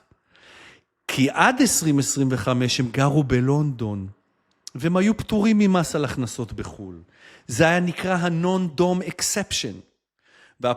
ובאפריל 2025, ראש הממשלה קיר סטארמר, אלוף העולם בלבעוט בדליים מלאים בחלב, מבטל את הפטור בין 200 שנה, והתוצאה 11,000 מיליונרים עזבו את בריטניה בשנה שעברה, רובם לשוויץ ואיטליה. כן. כן, ואגב, אני מבין שהשנה המספר יותר גבוה אפילו. יותר גבוה. כן. וגם דוביי, אגב, נהנית מזה. מעניין מה המספר אחרי שהגעת הארי. כן. בין הדיירים החדשים, ברוך הבא לואיס המילטון, נהג הפורמולה 1, ברוך הבא נאסף סביריס, הבעלים של אסטון וילה, מצרי במוצאו. סטינג ואשתו עברו, אד שירן ועוד כל מיני חברים. יונתן, האם זה יפתור את בעיית הילודה? כנראה שלא, אבל אולי שווה לדבר קצת על איטליה, גם במובן שאתה בטח מבין בו. מלוני, ג'ורג'יאנה מלוני מאוד קשוחה בנושא הזה, ואני לא הבנתי את זה לעומק. איטליה מאוד שונה. חבר'ה, באיטליה יש מעל 1,000,000 מוסלמים, אבל יש בה רק 8 מסגדים, לעומת צרפת שיש בה 2,200. רוב המוסלמים באיטליה מתפללים במחסנים, וגם את זה ג'ורג'יאנה מלוני לא אוהבת. היא הגישה הצעת חוק שנקראת חוק המסגדים, והיא קראה שכל קבוצה דתית צריכה לקבל אישור מהממשלה, להשתמש במבנים לא מאושרים כבתי תפילה, ואם אין לך אישור, סוגרים לך את המקום. יונתן, אני אומרת במפורש, אנחנו מונעים איסלאמיזציה של איטליה. איטליה מכירה ב13 דתות, אגב, כולל הינדואיזם ויהדות, אבל לא באסלאם. באמת? לא הכרה כן, כן. אין הכרה חוקית, וואו. ללא הכרה חוקית, כמובן, אי אפשר להקים תשתיות דת ומוסדות. בוא נדבר על איטליה. בוא נדבר על איטליה. איטליה היא אחת מכמה מדינות שלא התאוששו כמו שצריך מהמשבר הפיננסי של 2008. זה אירוע מאוד מאוד דרמטי. כנ"ל פורטוגל, ולהרבה שנים גם ספרד, שעכשיו מנסה למצוא את הדרך שלה, דרך אזרוח של 500,000 מהגרים ועוד. הכישלון האיטלקי, הקריסה האיטלקית הגיעה למצב שבאמת מ-2008 היה קשה מאוד לכלכלה להתאושש. לאורך השנים, בגלל שהמגף, תמיינו את המגף של איטליה, הוא בעצם הקפיצה הכי קצרה מצפון אפריקה, אז לוב, אלג'יריה, טוניסיה, כל המקומות האלה שאנשים מפליגים בסירות קטנות, הביץ' פרונט, כן, איך נקרא לזה, ראש החץ של המהגרים, היה סיציליה, דרום איטליה וכן הלאה. ואז איטליה, מה קרה בעצם? יש לך מצב שלך משבר כלכלי אדיר, אין לך ילודה, חוזר לאייטם הקודם, השנה הילודה באיטליה הכי נמוכה מאז 1860. בסדר? וואו, כן. אין לך ילודה, הצפון מאוד מאוד עשיר, קרוב לשוויץ, שתי כלכלות בעצם נפרדות, צפונית לרומא ודרומית מרומא, אחת כלכלת עולם שלישי, בלי תיירות ממש לא מתפקדת, ובחלק הצפוני פאר החברות הנדסה והדיזיין הכי גדולות בעולם, luxury ודיזיין, פעם גם רכבים, זוכר שדיברנו על סטלנטיס. ומחירי נדל"ן, יונתן, במילאנו עולים ב-35%. תכף נדבר על זה, זה בעצם שתי כלכלות, ממש בצורה מאוד מאוד בולטת, טורינו, ביתה של הגברת הזקנה, יובנטוס, מעצמת מכונאות ומכוניות.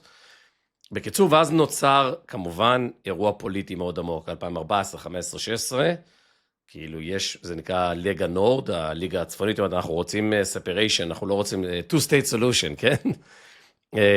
אנחנו לא רוצים להיות חלק ממה שקורה בדרום, הם לא משלמים מיסים, הכל שחור וכן הלאה. מאפיה. כן, lawlessness, והעסק הזה הולך ונהיה הרבה יותר גרוע בגלל ההגירה. איטליה הולכת לאיחוד האירופאי, ואם אתם תשמעו, זה לא הוגן. הם כולם מגיעים אליי קודם, אני מחויבת לפי האמנות, ואז מגיעים לאיזושהי פשרה שיפזרו אותם באירופה, וכמובן לא מפזרים אותם באף מקום, ואת הפיזור הזה ממירים בכנס שדיברנו עליו, בביתי פולין, הונגריה. 20,000 יורו לראש. אז איטליה נתקעת עם הדבר הזה, ואז ג'ורג'ה מלוני נבחרת. עכשיו, ג'ורג'ה מלוני גם כשהיא נבחרת, אחרי רנצי, אם אני זוכר נכון, שהיה לפניה, היא נבחרת עם פלטפורמה מאוד מאוד אנטי-זרה, אבל מאוד מאוד פרקטית. יש מי שקורא לה פשיסטית, שזה היה לא הגון. פגשתי אותה בספטמבר השנה, בקבוצה בניו יורק. אתה רואה בן אדם שרוצה טובת ארצו. אגב, אם אני לא טועה, תבדוק רגע, היא לא נשואה ובלי ילדים. ועושים לה על זה את המוות באיטליה. תראה שאני לא טועה, אני רגע, אולי אני זה. תמשיך, אני בודק. היא נכנסת לתפקיד ומבטיחה את ההבטחות שלה, ותשמע, עקב בצד אגודל, היא עושה את העבודה, זה מאוד מאוד מרשים, צמיחה באיטליה חזרה, אבל, לא סתם, בוא נחזור לאינסטגרם, האייטם הקודם, אתם רואים וילות למחירה בטוסקנה, במחירים של דירה בבת ים או בחדרה, כן? כי אין תינוקות, באיטליה יש תקנות שימור מאוד מאוד מחמירות, כשאתה קונה כזה בית אתה צריך לשמר אותו ולדאוג לו, ויש לו ארנונה מסוימת וכן הלאה, ואיטליה היא במשבר נדל"ן בגלל הילודה, היא במשבר תרבותי מאוד עמוק בגלל ההגירה, בגלל שאין דרך לנהל את זה, וכשאין תינוקות, הגירה לא נשלטת, החלק שלם בכלכלה הוא לא בסולידריות, אוקיי? הוא כאילו מחוץ לאירוע, זה מתכון לצרות פוליטיות, אני חושב שמלוני השחקן האחרון, שעוד יכול לעשות את זה, שהוא לא קיצוני עד הסוף, ובוא נראה מה יקרה בבחירות הקרובות, אני חושב שהיא אישה לעניין עבור האיטלקים. אז קודם כל בדקתי לך, אכן לא נשואה ומעולם לא הייתה, היא הייתה בזוגיות עם העיתונאי אנדריאה ג'מברונו, הם היו בזוגיות משנת 2015, יש להם בת משותפת, ג'ינברה, ילידת 2016, ובאוקטובר 23, שנה אחרי שהיא נבחרה, היא הכריזה על פרידה. מה שכן, רציתי לומר שאפרופו איטליה, איטליה גם סובלת, יש את הספר גומורה, שמספר על המאפיה הסיציליאנית, ואחת הבעיות של איטליה זה שיש לה את הנמל הימי הכי גדול במזרח התיכון, והנמל הזה הוא המקור לא יודע, 70% מהקוקאין של אירופה, והוא המקור להברחת אינסופית של פועלים באפריקה שעובדים במטפרות תת-קרקעיות ומזייפים את כל מותגי היוקרה, ואלוהים ישמור, הוועדים הם של המאפיה ואף אחד לא יכול לנהל שם שום דבר, אז בטח שלחבר'ה מצפון איטליה נמאס, אבל זה מעניין שיש להם דאבל וואמי, גם נוחתים עליהם אינסוף מהגרים מהדרום, גם תעשיית המאפיה, גם המאפיה מאפשרת תעשייה של זיופים עם שלטון מאוד מאוד שלא אוכף את הדברים האלה, וברגע שיש לך מפגש של אין חוק ויש עובדים זולים שיכולים לעבוד בתוך מרתפים ולתפור לך נוק-אופס של דולצ'ה אנד גבאנה, אז גם זה תורם למאפיה, גם זה פשוט בעיות מכל הכיוונים. והספר באמת נקרא גומורה של רוברטו סביאנו, ספר לא רע, נחמד, אני זוכר שקראתי אותו בשקיקה.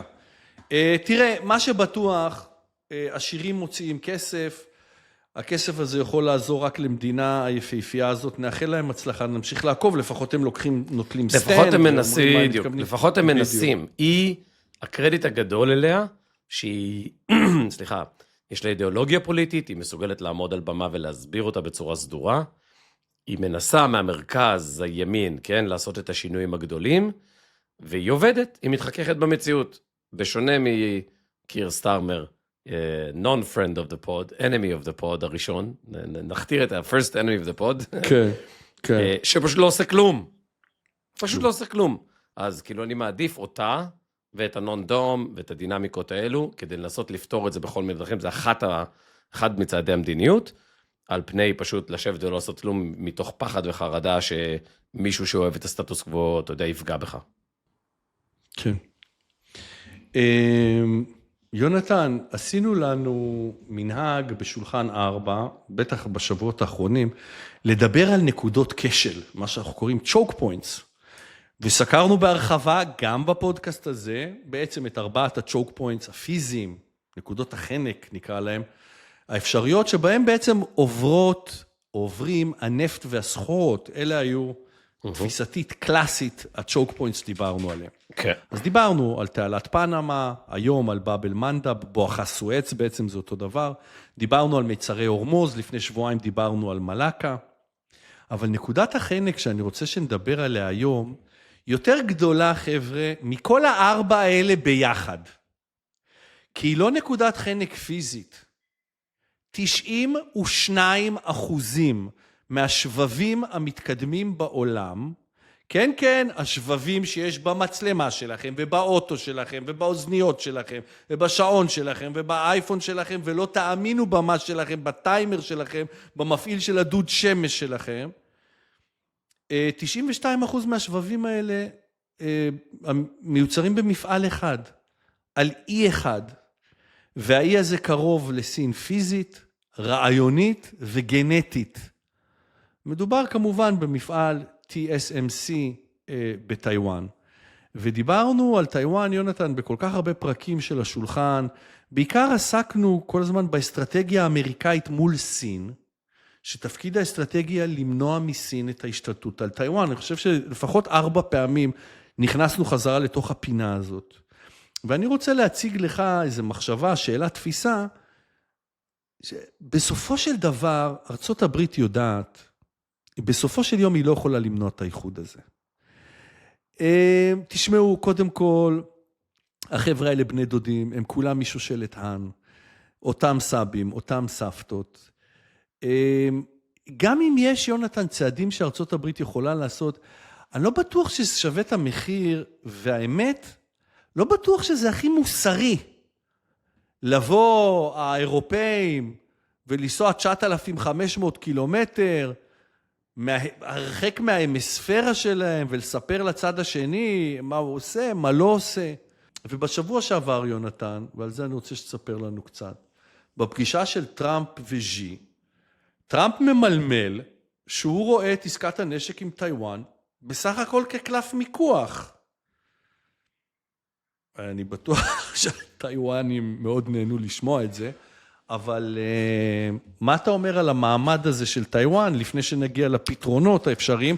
ואני מזכיר לכם, למי שערני מתחילת הפודקאסט, כל האייטמים שלנו הם סביב הנושא של, אם זה לא ילך, אז מה האלטרנטיבה? אז תשמע, אני חייב להגיד שההתפתחויות האחרונות בטיואן הן נורת הזרה בוהקת לסייקל החדש. אני לא חשבתי שאני אראה את האמריקאים עושים כזה, דיברנו על זה שבוע שעבר, שאמרת, מה, זה בינארי, זו שם טוב כמו שלא, דיברנו על מה שנקרא עמימות בונה, המונח הזה של קיסינג'ר, כן? וטראמפ סיפק עמימות בונה לסינים.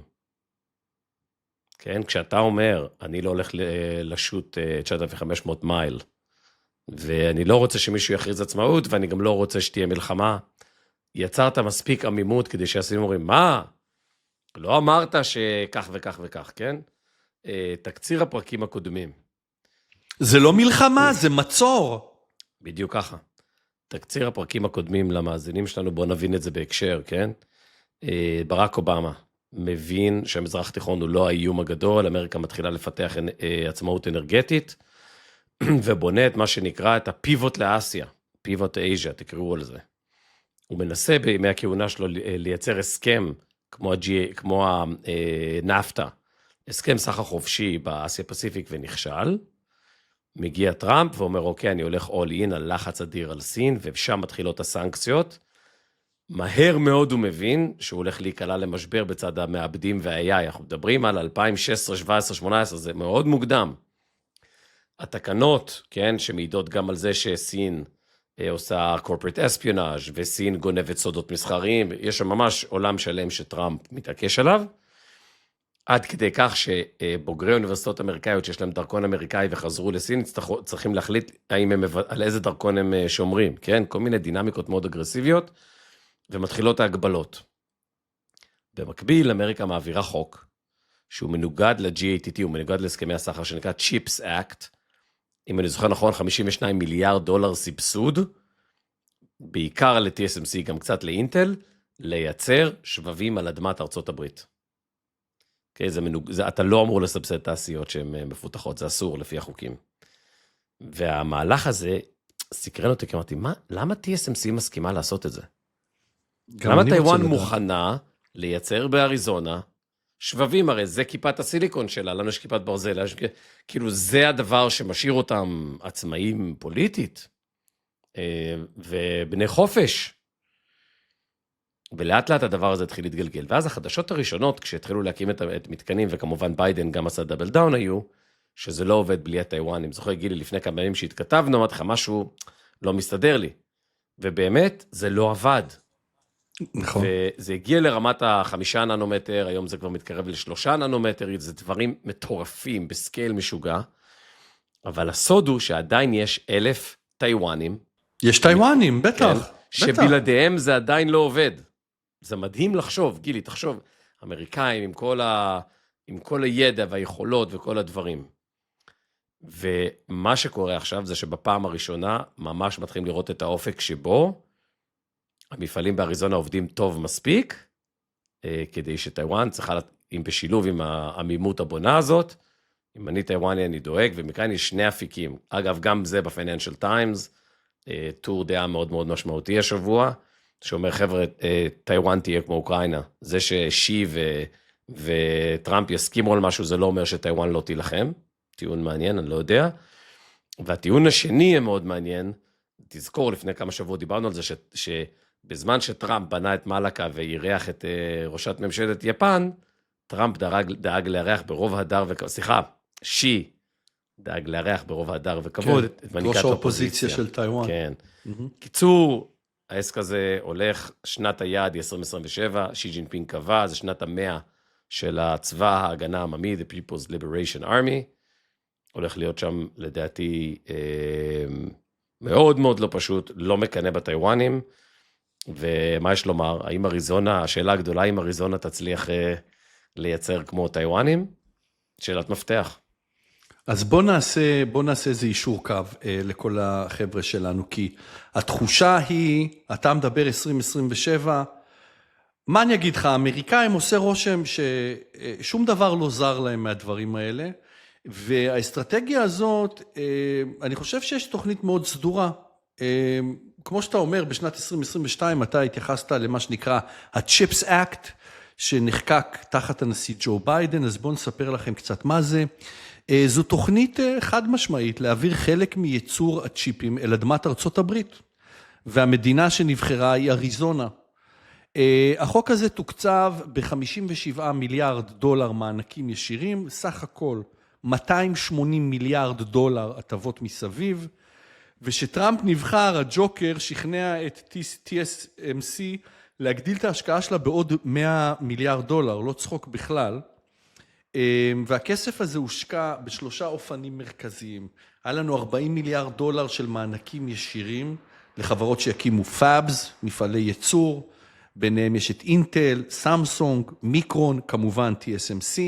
היה לנו אלמנט של זיכוי מס של 25%, גם לא צחוק חבר'ה, בעצם המשל מתחייב שהרווחים הראשונים מייצור הצ'יפים לא יחויבו במס, עד 25% מגובה השקעה. כלומר, השקעת 10 מיליארד במפעל, לא תשלם מס הכנסה על 2.5 מיליארד דולר רווחים ראשונים.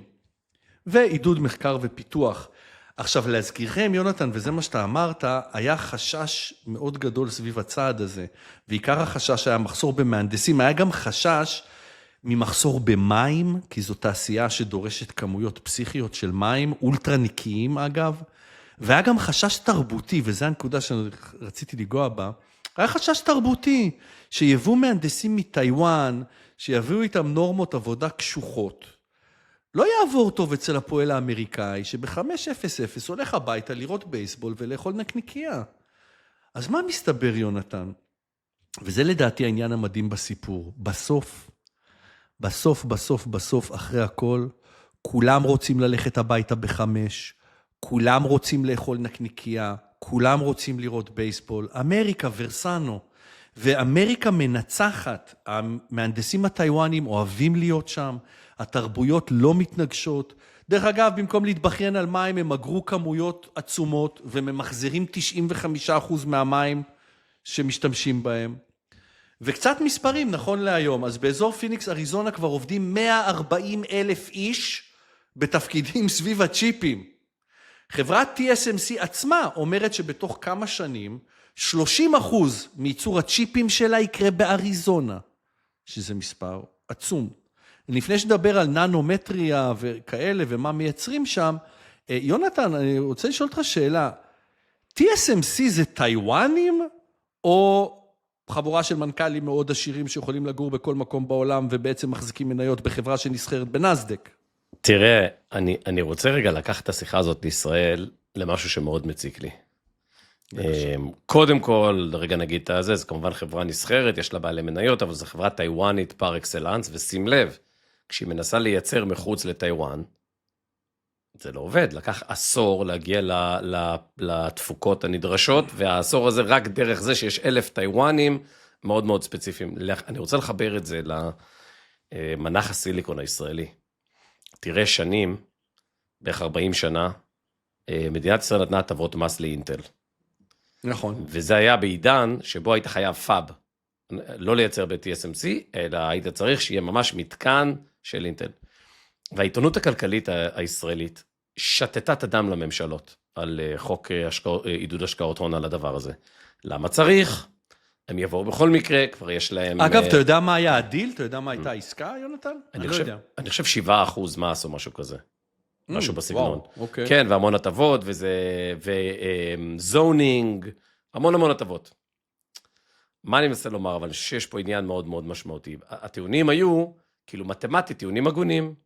היה צריך לתת להם תמריצים כדי לבוא. עכשיו הם פה, יש פה כוח אדם, יש פה את המפעל הבא, הם יקימו פה, למה צריך לתת להם את ההטבות האלה לאורך זמן?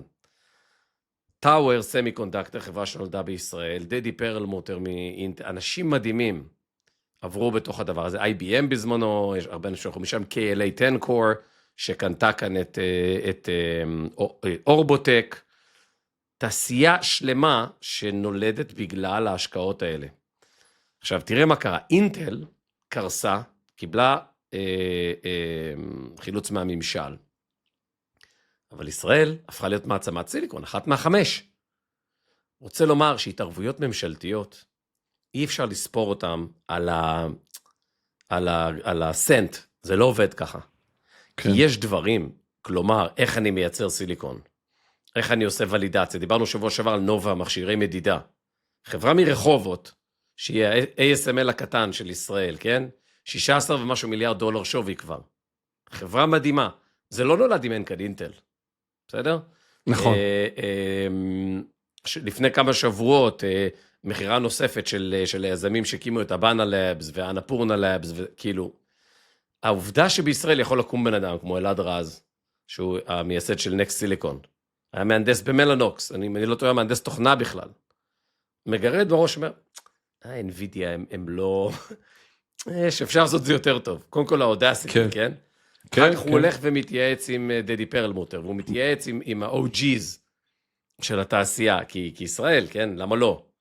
ואז הוא מגייס כסף בהון סיכון הישראלי, ואז הוא מגייס מהנדסים שיודעים לעשות. אני רוצה לומר, העוצמות של ישראל בתחום הזה יושבות על שנים של השקעה, כמו שהאמריקאים עכשיו עושים עם ה-Chips Act, כן?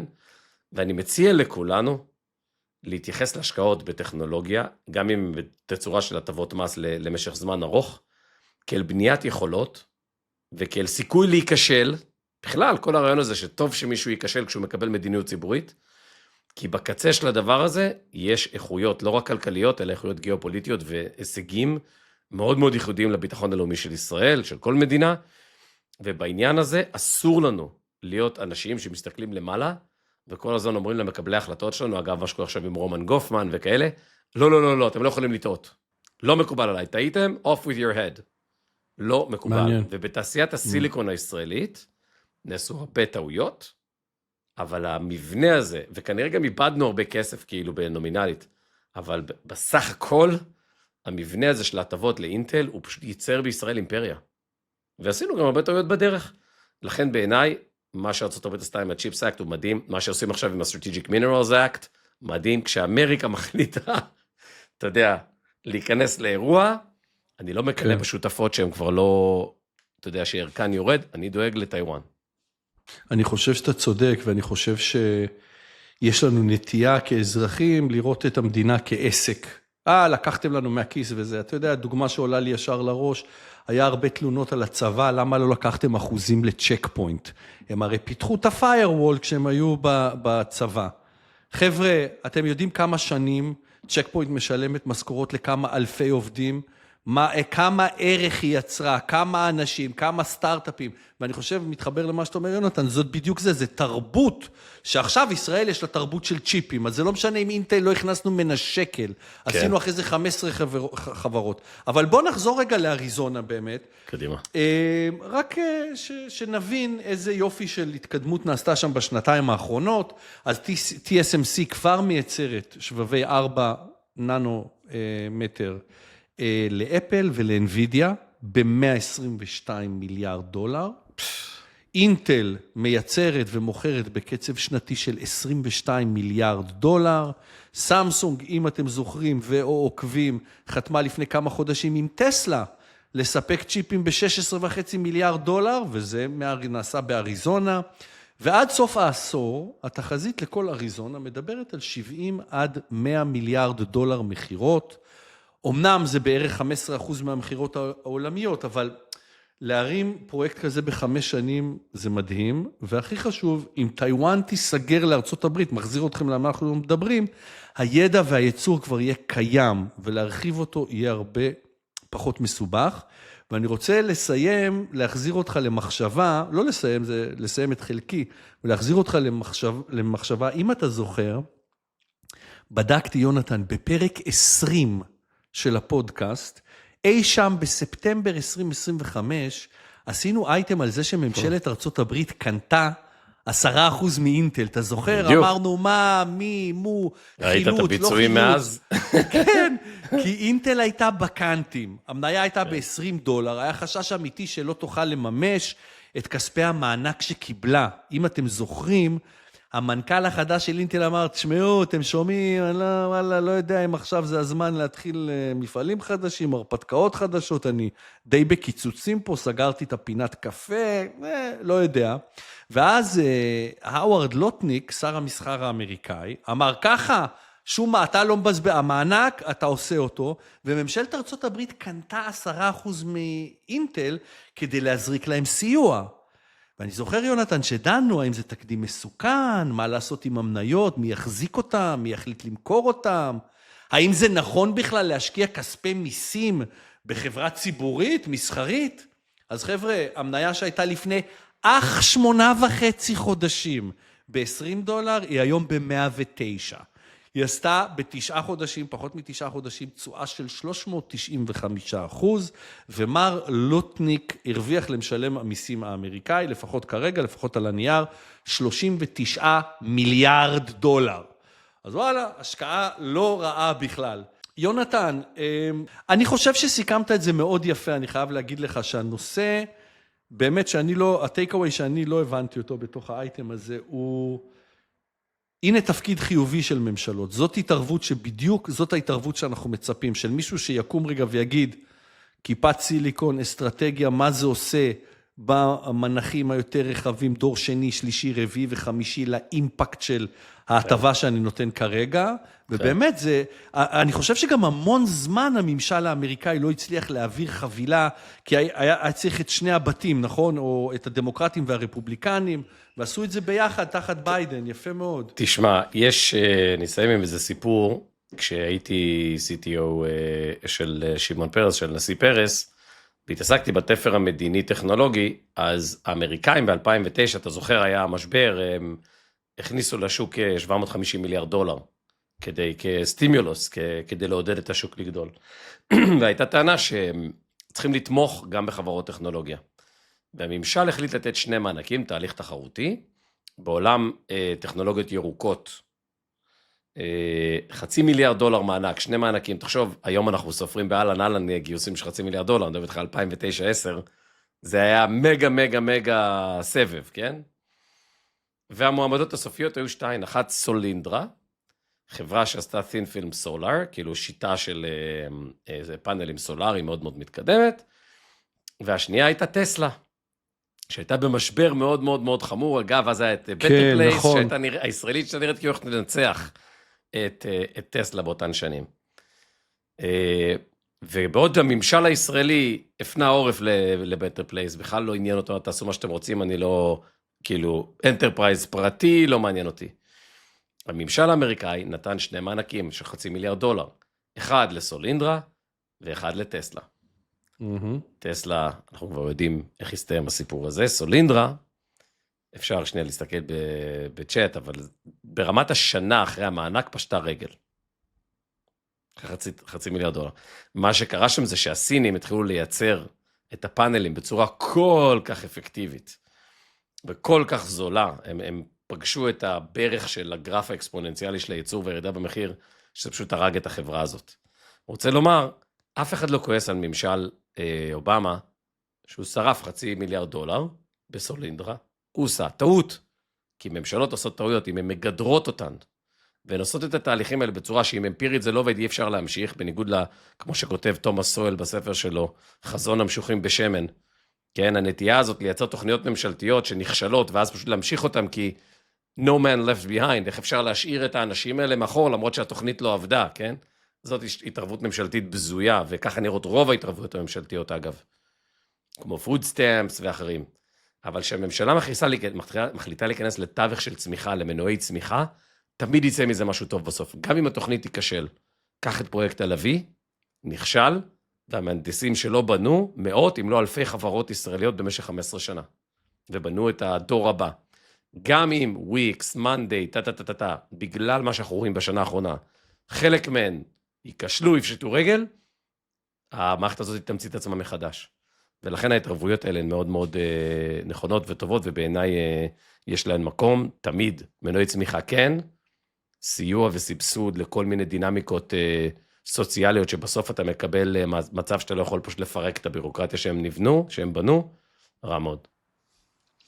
חבל, גם הייתי חוסך לאובמה $500 מיליארד, כי בעולם המשקיעים מן הידועות, אל תתעסק עם פאנלים סולאריים, עד שאתה מסיים לבנות את המפעל לפאנל הזה, יוצא טכנולוגיה שעושה פי 2 חשמל מהשמש, וואו, תסתכלו על מניות של פאנלים סולאריים, ועוד דבר, הסינים פשוט, hands down, בשוק הזה אין בכלל מתחרים לכמויות שהם מפיקים של פאנלים, והמהירות שבה הם מחליפים, והכוח אדם וכדומה.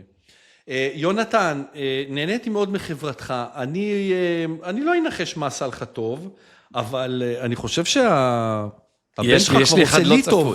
הוא כבר עושה לי טוב. יש לך אחד לא צפוי, בבקשה. כן. לא, כמובן, אתה נראה לי מתכוון לספר שביום ראשון אנחנו עושים לו השקה רכה. לא, סליחה, הספר היה של שבוע שעבר. מחר אני הולך להביא אותו מהבית דפוס, אגב. you don't double deep. אני התכוונתי לליאם. ליאמי, כן. בוא נראה.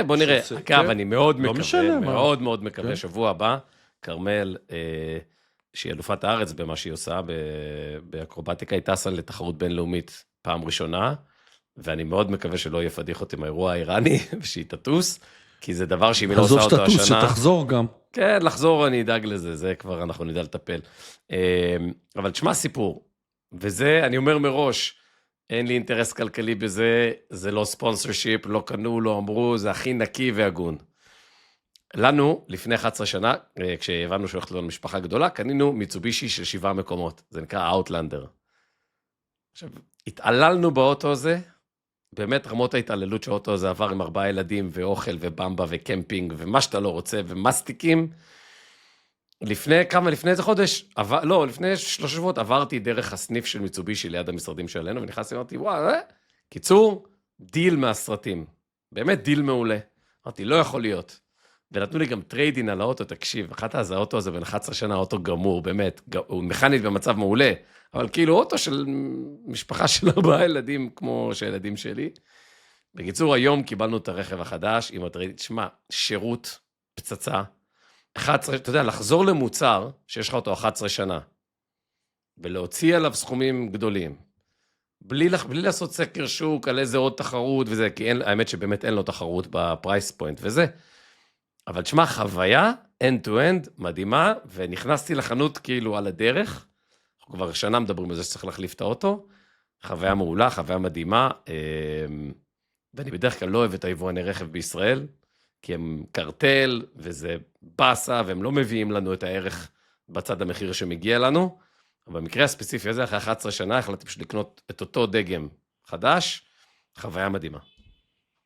סחטן עליך, אני חשבתי כשאמרת שאין לי אינטרס, כן. ואני לא מנסה לעשות פה שום סוג של פרסום, אני הייתי בטוח שאתה הולך להגיד, חבר'ה, למחירה מיצובישי אאוטלנדר, שנת 2016 מרופא. כן, לא, אני אפילו לא מיני אתה נותן כבוד למיצובישי, יפה, יפה. באמת, באמת אחלה. אז אתה יודע מה עשה לי טוב? אחד הדברים הבאמת מהנים, התוצאות של הפודקאסט, אנשים כותבים לי, כל מיני אנשים מעניינים, לפעמים מתייעצים ולפעמים, יש לי את הפרק זמן שלי שאני באינסטגרם, ועונה וכדומה, ותשמע, התחלתי לדבר עם מישהי, והיא מקריית שמונה, אם ל4, והמלחמה והבלגן הדרימה לחדרה, המדינה שלחה אותה עם כל המלוניות האלה וכיוצא בזה, שמה 4 ילדים, ואתה יודע מה? היא אמרה לי שהיא התחילה לעבוד שם באיזה בית ספר עם מורה, ושהיא לא חוזרת לקריית שמונה, ואני דווקא, לזה אני לא רוצה להיות שיפוטי, זה קצת מתחבר לי למה שאמרת על סובסידיות והטבות, כן. יכול להיות ששווה שהאזרחים יגורו איפה שטוב להם, אבל מה שנורא הרשים אותי אצל הבחורה הזאת, איזה יכולת הסתגלות. ואני חושב שבאמת לי זה פשוט פתאום פתח איזשהו פתח להבין, כל כך הרבה גיבורים יש לנו, שרצים ומסתערים ומחלצים ועושים את כל הדברים, איזה עריות, אבל יש גם המון לביאות. אמא שלוקחת 4 ילדים, מסגלת אותם לחיים חדשים, על הדרך מוצאת עבודה חדשה, על הדרך מוצאת להם את הפתרון הכי טוב, ואומרת, אני פה, אני נשארת, אז את יודעת מי את, אבל איזה כיף זה לראות ולשמוע, ופתאום, אתה יודע, אני תל אביבי ופה באזור המרכז, והדברים אולי יותר פשוטים, אבל לא רק עריות, אנחנו גם עם של לביאות, ואותי זה מאוד ריגש וכיף לי באמת, סיפור מדהים. והיכולת להתחכך עם זה ולשמוע את זה ממקור ראשון, ממש ממש עשה לי טוב, אז תודה שאתם כותבים ומשתפים. סיפור יפה, גילי. אחלה כיף שבעולם. כן. סיפור יפה. אז אתה יודע, זה מזכיר לי, כן, אני אגיד לך משהו קצר, זה נראה לי יעניין אותך. לפני איזה 10 שנים, איזו ידידה שהייתה לי כשגרתי בניו יורק, שולחת לי, לא, האמת לפני או יותר, עוד לפני שעבדתי עם פרס היה, שולחת לי לינק בנטפליקס, לראות סרט שנקרא American Splendor, עם פול ג'יאמטי, סרט, היא שולחת לי את זה בגלל הג'אז, היא לימדה אותי קצת, אוי, אבל אני אוהב את פול ג'יאמטי. תקשיב, American Splendor, זה סרט על האומן קומיקס הראשון, שעשה קומיקס קומרשל גדול, שלא היה בו סופר הירו. יהודי מקליבלנד, על הרצף, עם אספרגר, שפוגש במקרה את בוב קראמפ, שהוא אחד המהירים הגדולים של הדור, גם הוא יהודי. אגב, זה מדהים איך כל העולם הקומיקס האמריקאי זה כולם, כל מי שהמציא את בוב קיין, שהיה, אם אני זוכר נכון, בוב כהן, שהמציא את בטמן וכאלה,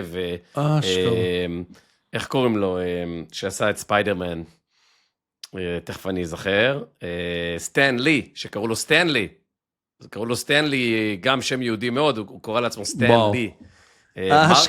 גם מרוול וגם DC, זה חברות שהאמנים הראשונים שלהם היו יהודים. anyway, והוא חי בקליבלנד, חיים כאלה הזויים, והוא מת על ג'אז, ג'מאטי משחק את זה, זה סרט שהוא גם סרט, וגם יש בו אלמנטים דוקומנטריים פתאום, יש בו סצנות כאילו דוקומנטריים, סרט מדהים. וסיימתי לראות את זה, ואמרתי לעצמי, אתה יודע, זה מדהים איך האומנות מתפתחת תמיד ככה, ואיך התקשורת תמיד מתפתחת ככה.